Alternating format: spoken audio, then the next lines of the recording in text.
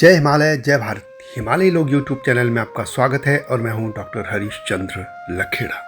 बैजू की बामणी, यह आपने संभवतः नहीं सुना होगा, लेकिन यदि आज से 50-60 साल पुरानी बात करें तो तब एक गीत उत्तराखंड में गाया जाता था, खासतौर पर गढ़वाल में, और उसमें ये शब्द थे बैजू की बामणी। स्मृति पटल में अब भले ही गढ़वाल के लोगों के यह शब्द मिट गया हो, परंतु यह इतिहास का एक बहुत बड़ा हिस्सा है।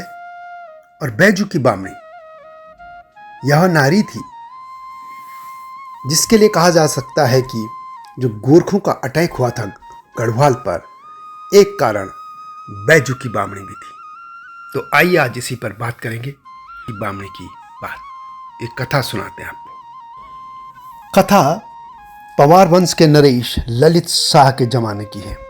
ललित शाह की 3 पत्नियां थी और उनका जो बड़ा बेटा था वो था जयकृत शाह। दूसरी पत्नी उनकी डोटियाली रानी थी। डोटियाली मतलब नेपाल के डोटिया जो क्षेत्र यानी डोटी क्षेत्र, जो आज का सुदूर पश्चिम क्षेत्र है, वहाँ की थी। और तीसरी रानी गढ़वाल के किसी बड़े सामंत की बेटी थी। पहली रानी से उनका जो था जयकृत शाह बेटा था, लेकिन ललित शाह अपनी बड़ी रानी और पुत्र जयकृत शाह से प्रेम नहीं करते थे, द्वेष रखते थे। डोटियाली रानी के पुत्र थे प्रद्युम्न शाह और पराक्रम शाह। और जो तीसरी रानी थी उनके पुत्र का नाम था प्रीतम शाह। डोटियाली रानी की इच्छा थी कि उनके पुत्र प्रद्युम्न शाह को गढ़वाल का नरेश बना दिया जाए, लेकिन समय से पहले ही, जब ये छोटे बच्चे ही थे दोनों, प्रद्युम्न शाह और पराक्रम शाह, तो ललित शाह की मृत्यु हो गई। और इस पर चूंकि तब परंपरा यही थी कि बड़े पुत्र को राज सिंहासन मिलता था, और जयकृत शाह राजा बन गए। परंतु जयकृत शाह भी लंबे समय तक काम नहीं कर पाए। कहा जाता है कई तरह के षड्यंत्र हुए, और उनकी पत्नियों ने, यह भी कहा जाता है कि उन्होंने आत्महत्या भी कर दी थी। कुछ लोग कहते हैं कि जयकृत शाह की इन लोगों ने, जो दूसरा खेमा था या डोटियाली रानी का जो खेमा था, उन्होंने उनकी हत्या भी कर दी थी, या इस तरीके से बात हुई। यानी षड्यंत्र होते रहे और आखिरतः प्रद्युम्न शाह राजा बन गए। ये प्रद्युम्न शाह वही हैं जिन्होंने कुछ समय तक कुमाऊं में प्रद्युम्न चंद के नाम से राज किया था। यह सब षड्यंत्र चलते रहे, और इन षड्यंत्रों में जो अल्मोड़ा का हरक देव जोशी था वो भी शामिल हुआ करता था। जयकृत शाह के समय में कृपाराम डोभाल और नित्यानंद खंडूरी, इनके जो कैंप थे, इनमें बहुत प्रतिद्वंदिता चलती थी। और यह जो प्रतिद्वंदिता थी, यह जो दलबंदी थी, ये जयकृत शाह के पिता और उनके दादा के समय से शुरू हो गई थी।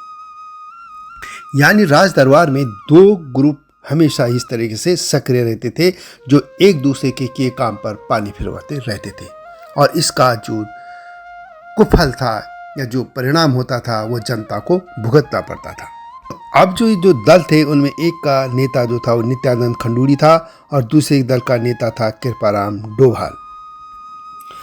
यह भी कह सकते हैं कि जो कृपाराम डोभाल था वो जयकृत शाह के निकट था, जबकि नित्यानंद खंडूरी का जो ग्रुप था वो डोटियाली रानी के निकट था, और वो डोटियाली रानी के पुत्र को सिंहासन बैठाने के पक्ष में था। यह पहले से ही चल रहा था। जब प्रद्युम्न शाह राजा बने तो उन दिनों कृपाराम डोभाल मंत्री काम करते थे और नित्यानंद खंडूरी सरकारी कार्यालय के अध्यक्ष थे। इन दोनों की परस्पर जो फूट थी, वो एक दूसरे पर हावी होने की वो कोशिश किया करते थे। अंततः इस षड्यंत्र की परिणति ये हुई कि कृपाराम डोभाल ने खंडूरी को उसकी हत्या करवा दी, और उन पर आरोप लगाया गया कि उन्होंने हर्षदेव जोशी को अपने यहाँ रखा, शरण दी, और इसके अलावा गोरखों को अटैक करने के लिए भी उन्होंने आमंत्रित किया। यह बात सत्य है कि जो कुमाऊं जो चंद्र नरेश थे, उनके यहाँ जो हरिकृष्ण जोशी उनके मंत्री थे, उनके भाई हरकदेव जोशी ने के आह्वान पर ही 1791 में गोरखों ने गढ़वाल पर आक्रमण किया था।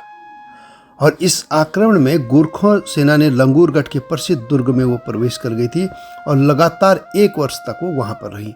हालांकि बाद में वहाँ गोरखे परास्त हो गए और उनको वहाँ पे भागना पड़ा, परंतु इसमें आगे की जब दोनों में नेपाल और गढ़वाल में जो संधि हुई थी उसमें ये था कि नेपाल को 12,000 रुपये सालाना कर देना था, गढ़वाल ने उनको देना था यानी। तो इस तरह ये आरोप लगे तो जो खंडूड़ी थे उनकी हत्या कर दी गई। नित्यानंद खंडूड़ी की हत्या के बाद उनके एक नातेदार थे रामावत धरणी खंडूड़ी।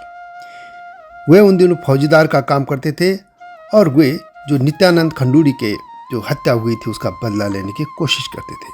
वो चाहते थे कि किसी भी तरह से कृपाराम डोभाल का हस्त भी उसी तरह कर दिया जाए। अंततः उन्होंने जो देहरादून में एक फौजदार थे घमंड सिंह, उनसे मिलकर यह षड्यंत्र को आगे बढ़ाया और एक दिन घमंड सिंह अंततः श्रीनगर पहुंचे और उन्होंने कृपाराम डोभाल की हत्या कर दी। कृपाराम की हत्या के बाद रामा और धरणी जो खंडूड़ी थे ये राज्य के सर्वोसर्वा बन गए और राजा को उन्होंने अपने हाथ की कठपुतली बना दिया था। रामा धरणी के जब वो प्रधानमंत्री थे तो गढ़वाल का राजकाज अधोगति को प्राप्त हो गया था। राज्य की आय भी घट गई थी और इस तरह पूरे 3 साल तक नेपाल को दिया जाने वाला जो टैक्स था वह नहीं दिया जा सका। वो लगभग 12,000 प्रतिवर्ष के दर से दिया जाना था। इसके अलावा उसी दौरान गढ़वाल क्षेत्र में भयंकर भूकंप भी आया था जिससे बावनी के नाम से याद किया जाता है और यह माना जाता है कि उसमें मात्र 1/4 लोग ही बच पाए थे। इधर कृपाराम के जो परिजन थे वो भी चाहते थे कि किसी तरीके से रामा व धरणी जो खंडूड़ी है उनका वध कर दिया जाए। उन्होंने पराक्रम शाह से मिलकर अंततः रामा धरणी और ये दोनों भाई थे रामा और धरणी, इन दोनों की हत्या करवा दी। जब जिन दोनों खंडूड़ियों की भी हत्या कर दी गई तो खंडूड़ी परिवार की एक महिला थी जिसे गीतों में बैजू की बामणी कहा जाता है और यह कहा जाता है कि नेपाल के राजगुरु की कन्या थी। पति वियोग से दुखी होकर रोती चिल्लाती हुई अपने पिता के पास नेपाल गई और उसने गढ़वाल से बदला लेने का अनुरोध किया। उसके पिता ने जब ये सुना तो उसने भी राजा से गढ़वाल पर हमला करने का आग्रह किया।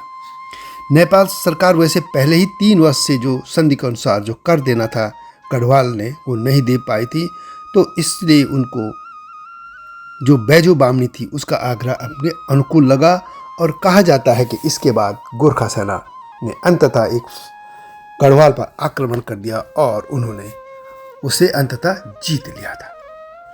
तो ये जो बैजू की बामणी थी कहा जाता है कि उसी के कारण ये अंततः युद्ध हुआ और जिसमें फिर गोरखानी राज गढ़वाल में भी आ गया। कुमाऊं में वो पहले ही आ गया था। तो ये थी बैजू बामणी। आपसे विनम्र अनुरोध है कि इस चैनल को सब्सक्राइब अवश्य कर दीजिए जिन्होंने अब तक ऐसा नहीं किया है। आप जानते हैं कि एक मिशन के तौर पर हिमालय संस्कृति, इतिहास, लोक भाषा, विरासत आदि को देश दुनिया के सामने रखने के लिए यह हिमालय लोक चैनल लाया गया है। मेरा मिशन तभी सफल होगा जब आप इस चैनल को सब्सक्राइब करेंगे और मेरी वीडियोस को देखेंगे।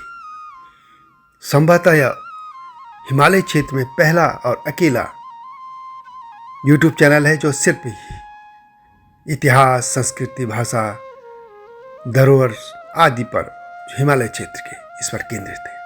बैजू बामणी की कथा आपको कैसी लगी कमेंट में अवश्य लिखें और हिमालय लोक चैनल को लाइक सब्सक्राइब करके नोटिफिकेशन की घंटी को दबाना न भूलना। अगली वीडियो की प्रतीक्षा कीजिए। तब तक जय हिमालय, जय भारत।